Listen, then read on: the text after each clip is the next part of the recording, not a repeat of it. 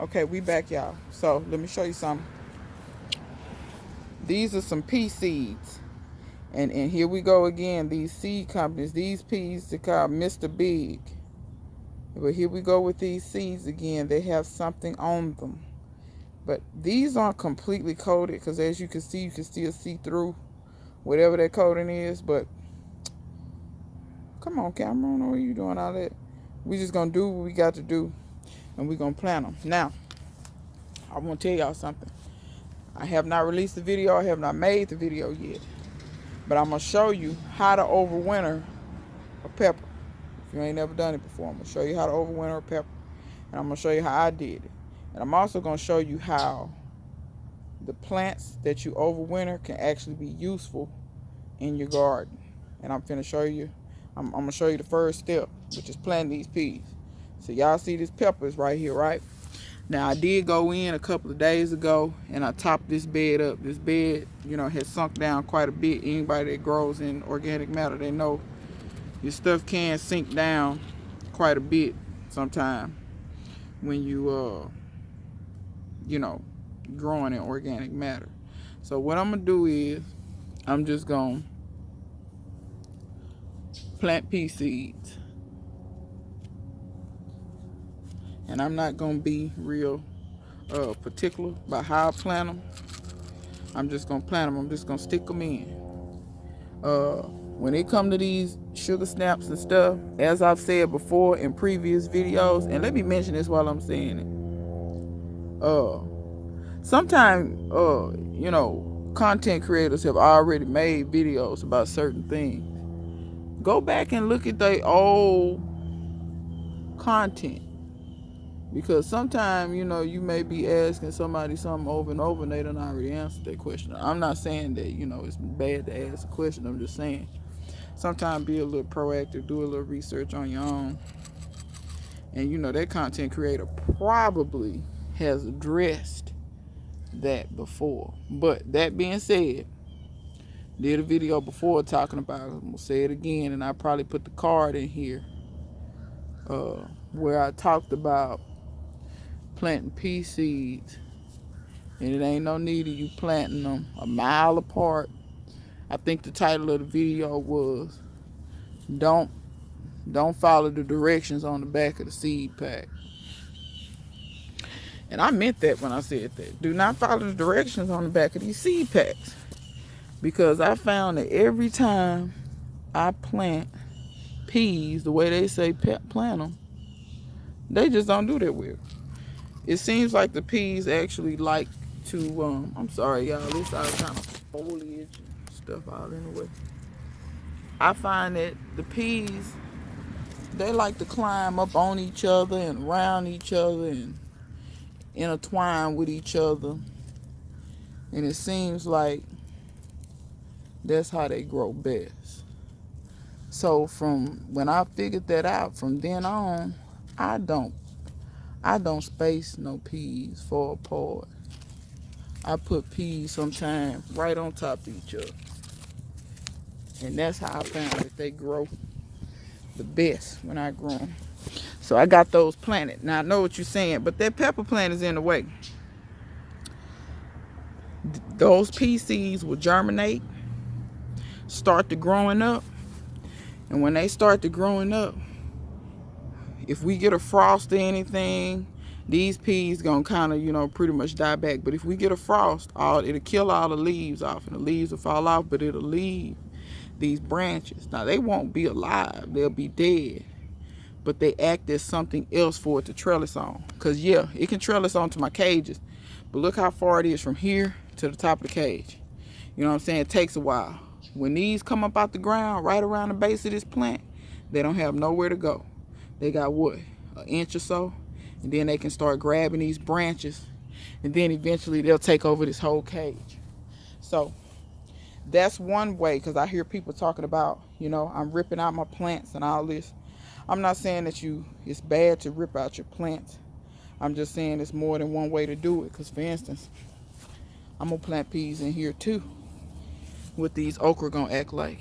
Same thing, trellis. If I plant them right by these okra, they can grab the okra. They can eventually grab the cage. all that. I'm gonna leave them peppers. I'm gonna overwinter this pepper as well. It'll have something to grab onto. Now, if a frost come and kill this pepper, don't worry. New growth will come out of the bottom, or wherever on the stem. New growth will come out. Don't worry about it. It'll be just fine. And that brown dead stuff, I cut mine off in the spring, because like I said, I overwintered this by accident. And if I had known any better, I probably could have overwintered my Scotch bonnet. I had a beautiful Scotch bonnet. And that's why when I see people with big, beautiful peppers, I try to advocate that they overwinter it if they can. It's not possible for everybody. It depends on what you want to do. If you don't want to commit yourself to it, like if you live in a climate where it's going to take a lot for you to overwinter, I totally understand if you decide not to. But did mine by accident. A frost came. I thought it was dead, but I already had peas growing in there, and the peas were wrapping around it and using the old pepper plant as a trellis. So I just left it till spring. And when the peas died back, I had my intentions were to pull it all, pull the peas, the pepper, everything. But then I looked at the base and I saw new growth growing from the pepper plant. And I was like, are you serious? New growth is coming from that? So there you have it. That's how I learned about overwintering. I had seen it before. Deborah Christmas, she lives in Jersey, and she's overwintered peppers, and they get bona fide snow. You know what I'm saying? She'll take her peppers in, but honestly, I'm going to be honest and say, I think it's worth it. Me personally, peppers grow so doggone slow. I planted this in the spring. Y'all see how small it is? And it ain't gave me now fruit. It's just now getting some flowers up here. Well, some fruit that's set up here. Just now. It's September 29th. You see what I'm saying? A whole season. Now, true enough, this pepper probably wasn't the best specimen in the world. But when I start next year, I won't be starting from ground zero. This will be the first thing coming up, and it'll be the first thing making peppers. And that's what I advocate you to do, especially if you got a big, pretty pepper plant like that. And my Scotch bonnet was even prettier than that, and I should have kept it. I pulled it out, and I bet you $5 the roots were still alive, and I didn't know it. And I ripped it out, and I shouldn't have. So, I'm sharing that with y'all to let y'all know, learn from your mistakes. Learn from your accidents. Learn from all that stuff. And when it comes to peppers, especially if you live in my zone, when they this slow and they take this long, I'm going to show y'all another pepper. They take forever. It ain't gave me no peppers yet. It's starting to flower, but I don't know if I got enough time. I know I'm not really gonna get no real good big harvest off of it. Y'all see this pepper right here? It's got some flowers. It's starting to flower and stuff, but you see it's not a big huge plant. I'm gonna overwinter that. You can see it's a branch coming off it from the bottom. This one actually is starting to fruit faster. It's shorter and got fruit on it. So I'm gonna overwinter that. And I'm most definitely gonna overwinter this one.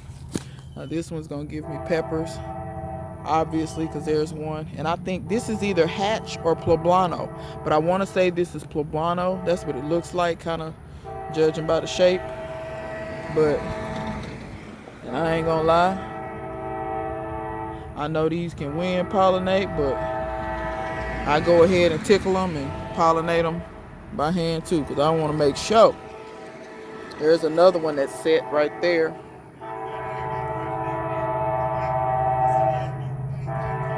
Huh? Oh, hell. Goddamn neighbor. And I'm gonna pull these beets while I'm in here. Not the biggest beets in the world, but they will eat. They will most definitely eat. And you know what, y'all? I'm gonna make a recipe, and I'm gonna video it, and I'm gonna use the tops of these beets. I'm gonna use the tops of these beets in my little recipe. But yeah, people are always talking. I just be like, when you see me filming, why you wait to the end to start talking? I don't know. But anyway, Y'all see I pull all them beets. There's some itty bitty ones here. Like I said, I use the tops, but they not gonna be good for nothing else. Cause roots and stuff is just, yeah. So the bottom of that bed is cleaned out. I'm gonna kind of do the same thing with the tomatoes. Cause let me show y'all over here. The tomatoes make an excellent trellis. Y'all see them peas? They won't have far to reach up before they can start just grabbing onto this old tomato.